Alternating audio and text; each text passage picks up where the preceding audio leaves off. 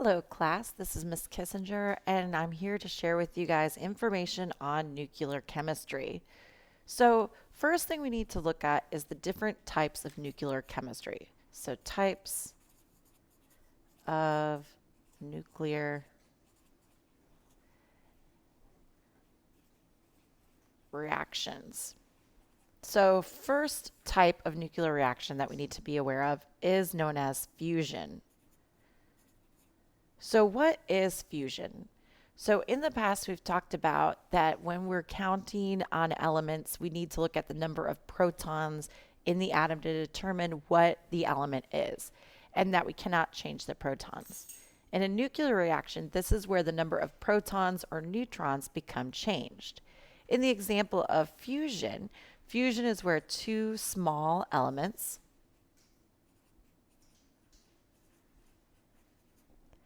come together or fuse together, and they make a bigger element. So where is an example of where something like this could take place? So an example of this could be on the surface of the sun.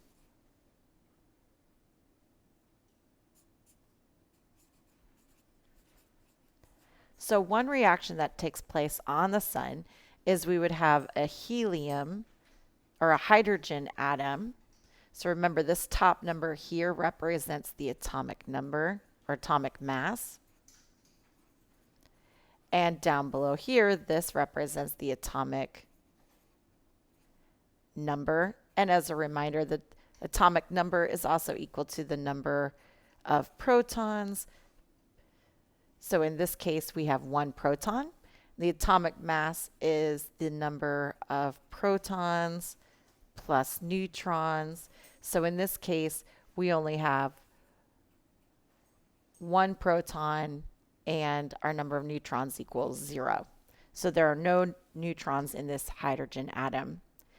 If we form another hydrogen atom and place it together, and if they collide into each other at high speeds and massive pressure, they can fuse together to form a new element. And in this case, we would add the top two numbers together. So 1 plus 1 is going to give us 2, and 1 plus 1 down below is going to give us 2 here. And this is what is produced. So what do we call this when we're talking about reactions? So these two parts right here, the two hydrogens, are known as the reactants. And then this helium atom is what is known as the product of this reaction. So just for some definitions, a reactant is the elements involved in change. So this is what is coming out of the change from that nuclear reaction. And our product is the element that results from the change. So we'll talk more about products and reactants also when we get into chemical reactions. Right now we're just talking about nuclear reactions. Our second type of nuclear reaction that we want to talk about is known as fission. So fission is the opposite, and usually what you think about when you think about the atomic bomb that took place. So what this is you have one large element that undergoes radioactive decay. So remember, the word decay means to break down or to become smaller. So after it undergoes radioactive decay, it produces two smaller, more stable elements. And let's define radioactivity a little bit more. So radioactivity is the unstable isotope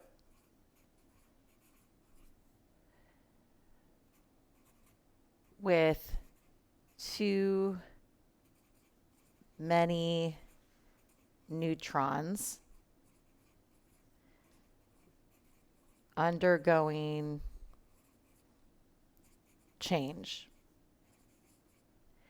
So when we think about uranium, that is very unstable. There are lots of protons and neutrons in that nucleus. It's very hard for it to hold together, and it'll start to break down and release some energy when it releases either protons or neutrons. And then the definition of decay is the breakdown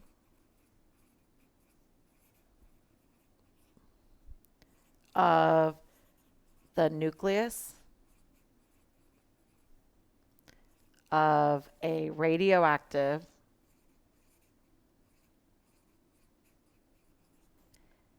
element or isotope.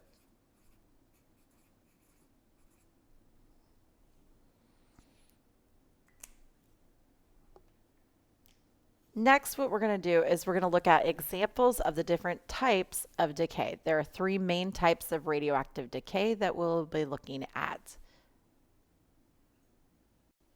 All right, the three main types of radioactive decay can be broken down into alpha, beta, and gamma. First one we're going to look at is alpha decay.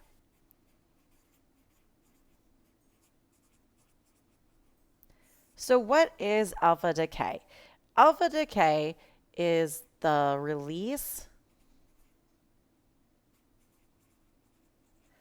of two protons and two neutrons from a radioactive element or isotope. So the symbols we can use for radioactive decay can either be the Greek symbol alpha, which looks like a fish, and we have a 4 and a 2, or the symbol can also look like this, helium, a 4 and a 2. The difference, though, is that it's not a helium true atom, it's just a helium nucleus. So that means it does not have any electrons.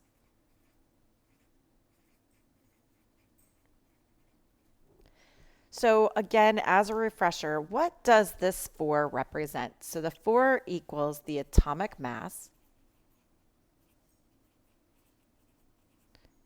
which again represents the number of protons and neutrons. And then the atomic number is just the number of protons.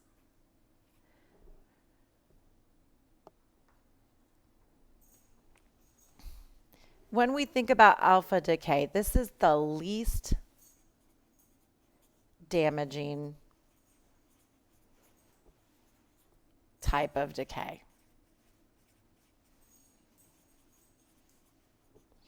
And with this type of decay, it can actually be stopped by a sheet of paper. It's very easy to stop this decay because it's such a large mass that is coming out of this atom. And nuclear decay happens all day around us. It's not just something that happens in a nuclear reaction that creates a bomb. So let's look at an example of this type of decay and how to calculate it. So the example reaction that I'm going to give you for alpha decay is going to be using uranium 235. And if we look at uranium on the periodic table, it has an atomic number of 92. So this again is going to be known as our reactant. This is what's going to undergo change.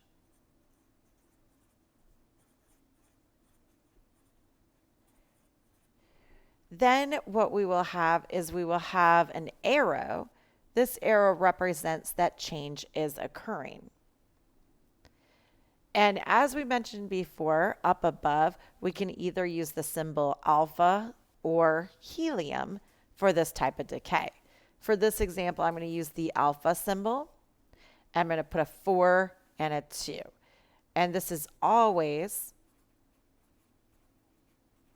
a reactant or a product of alpha decay. So then what we need to do is we talked about how it needs to be two products. So this is going to be our unknown. Just like if this was a math equation, we need our bottom numbers to equal each other and our top numbers to equal each other. So we need to figure out what the value is here. So down below, if we consider this as if it's an equal sign, so our arrow as an equal sign,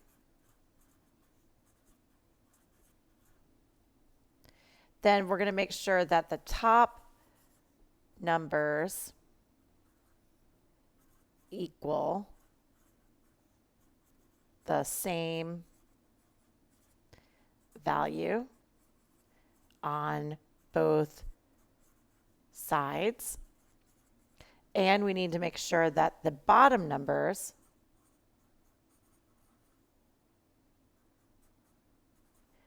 equal on both sides. So right now, I need this side is at 235. I need this side to also equal 235. So 4 plus what will equal 235? So here we will get 231. So 231 plus 4 equals 235. Next, I need to do the same thing with the bottom numbers. So 92 is my equal, and I need 2 plus something to equal 92. So this will be 90. So 90 plus 2 is going to give me 92. Then what I need to do is to look at the bottom number of the unknown, which if we recall, that is the atomic number, and determine what element from the periodic table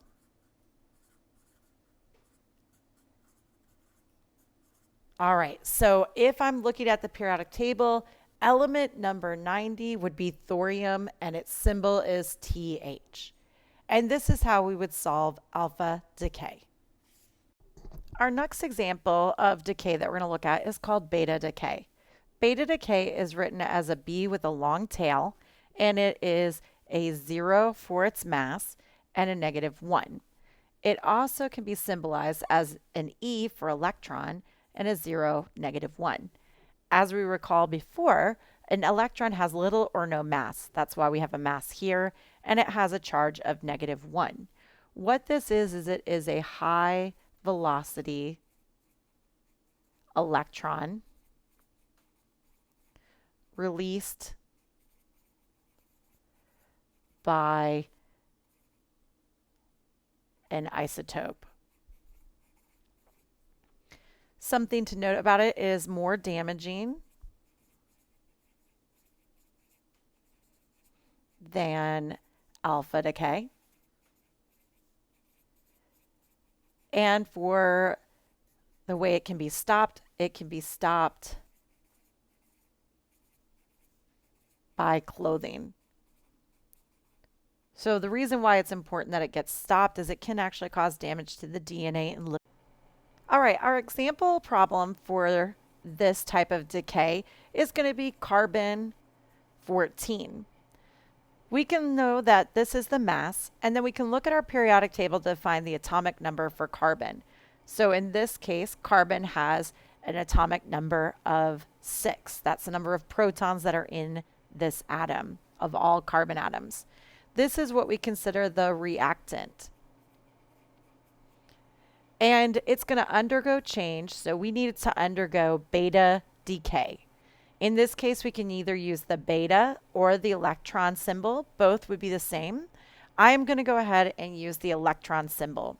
So we will have E0 with a -1 charge. So this electron has no mass.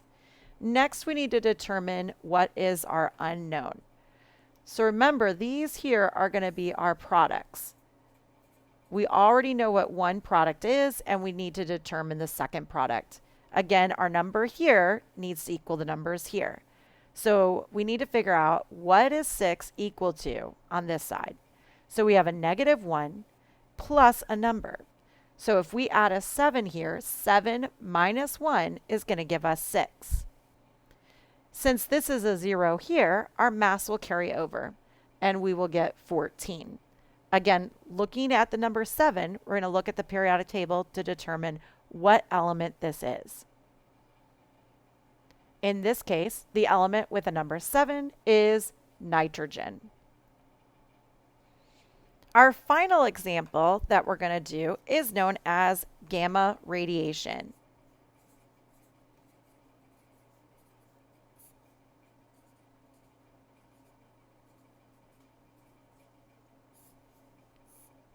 So for gamma radiation, it has no mass. It is only high energy waves. And these are the most damaging. So this is what you think about when you think about what happened with the dropping of the bombs in Japan.